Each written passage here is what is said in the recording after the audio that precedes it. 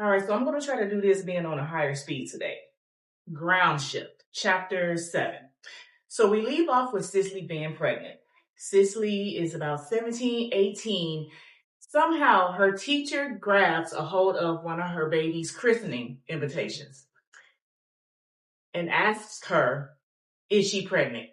Dun, dun, dun. We'll circle around to that later. But we're now realizing that Cicely is now being aware of what 20 minutes of fucking can get you. How fast you have to grow up because now someone is relying on you. And it can also mess up your plans as a teenager. She says that she felt cheated because she was expecting this euphoria trip that never happened. She feels this is what happens when parents think that they're protecting their children by withholding the truth. You are eventually exposing them to heartache. So now there's this baby and her mother is demanding that they get married because no matter what, she wants this girl to marry a son of a preacher man. But as she goes on in the story, it really is about her mother trying to stop generational curses. Because we find out that she wasn't married when she got pregnant with Melrose. Her mother wasn't married to Charles because his boat capsized. I mean, he probably wasn't going to marry her anyway. And so now her daughter is unwed and pregnant. Now her daughter is repeating that cycle, getting pregnant at 17. Her mother is terrified of telling her father. Cicely has avoided telling her father her whole pregnancy. But you know her father is in the streets. And he keep his ear to the street, so he already knew. So she feels like he already knew, and they were kind of just avoiding each other. On December 19th, she ended up getting married. Her father was not there, not because he didn't approve. Her mother did not invite him. So eventually, her and Kenneth moves in together.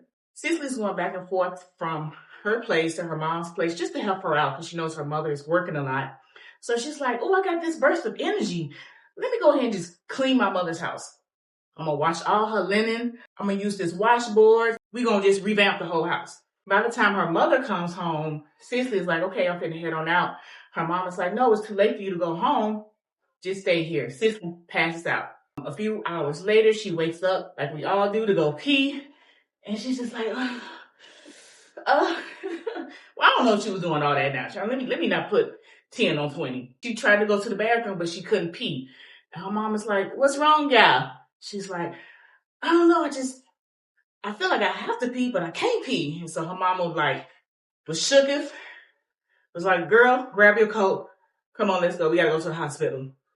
Now, I don't have kids, so I did not know that if you get a certain burst of energy while you're pregnant, like near delivery time, that if you get this burst of energy, that means that you're finna go into labor. They rush off to the hospital. Cicely hears the doctor saying, we gonna have to cut her. Maybe she was too tiny to push this baby out. Cicely hears this, passes out. She wakes up just in time to see her baby being pulled out of her. After she has the baby, her father finally shows up at her door. Like, hey, what's my granddaughter's name?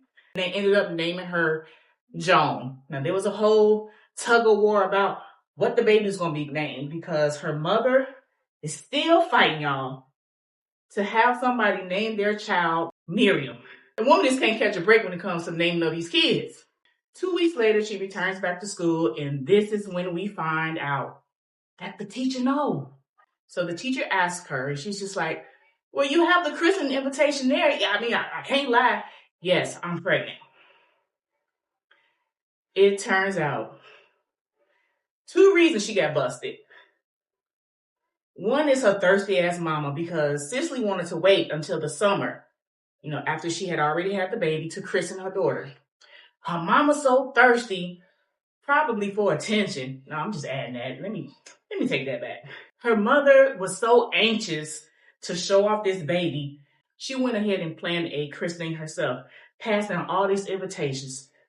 Y'all, why did one of the invitations end up at a woman's house who her husband used to mess around with?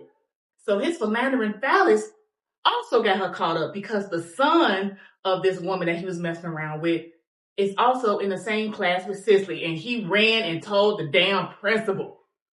So the teacher is now like, we don't let pregnant girls graduate. Like, this whole year, you have to do over. She was 4 weeks away from getting her high school diploma.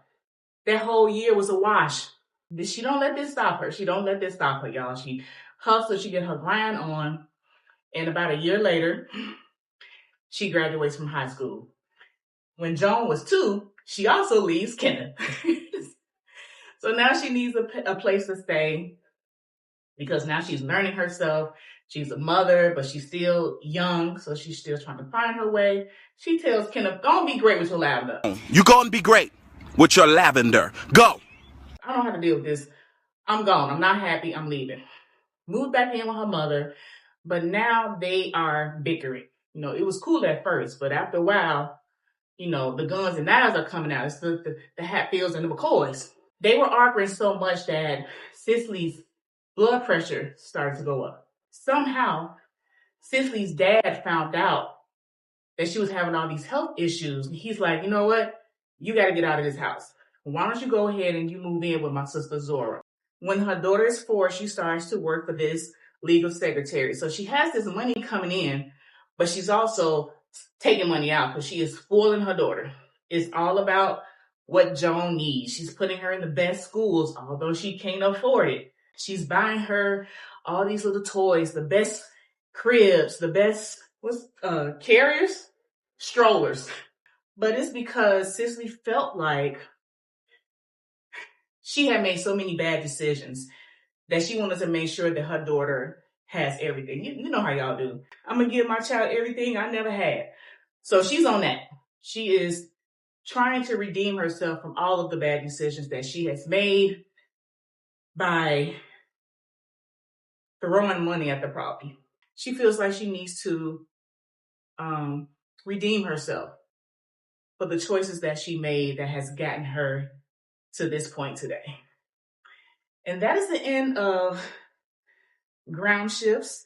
We will return next week for chapter 8. I will see you guys next week. Same bat time, same bat channel. Peace.